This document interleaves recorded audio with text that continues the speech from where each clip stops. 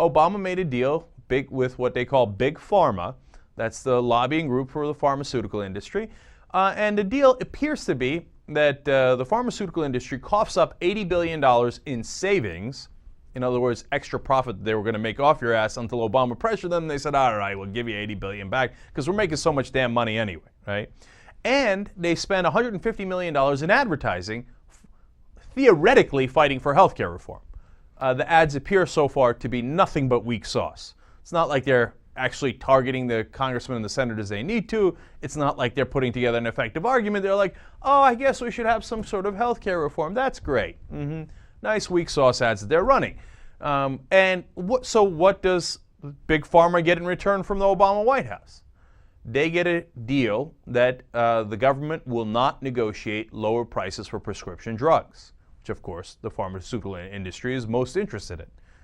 And now this is something that Obama had clearly campaigned against during the election and said, I can't believe Bush did a bill where the government is not even allowed to negotiate with the big pharmaceutical companies. And then he's now turning around and making a deal with these guys doing the same exact thing. Now, look, a lot of people are on Obama big time for this, saying, I can't believe he went back on his word. This is the kind of deal making that he said he was against, et cetera, et cetera. There's a lot of validity to that point.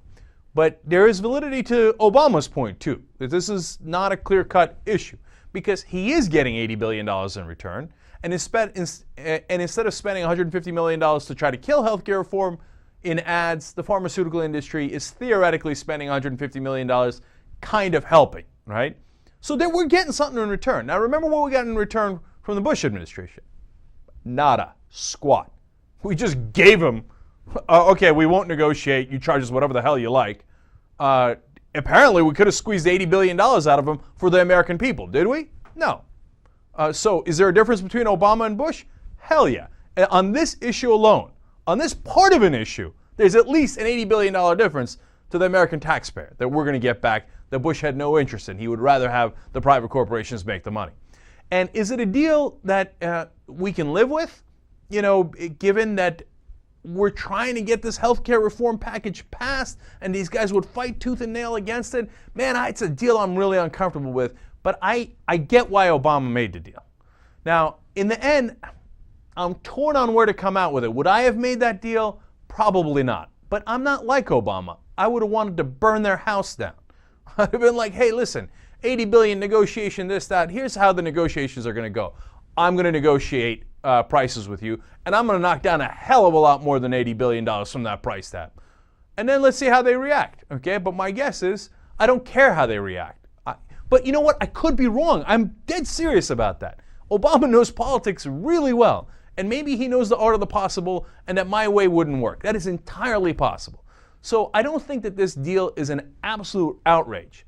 But are the guys with all the lobbyists and all the money, are they still influencing Washington?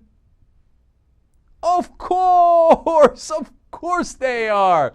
And Obama was never going to go in there and be like, okay, power to the people.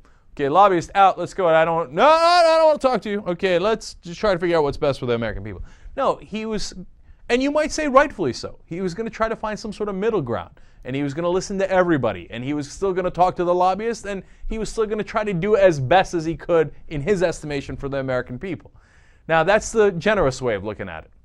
And we'll see whether we should be generous or not, depending on whether they include the public option. Because if they don't include the public option, then it was all a joke. Then he was just going to continue to make deals with the lobbyists, the industry, etc. Because without the public option, actually the industry loves this deal. It's going to mandate coverage for everybody.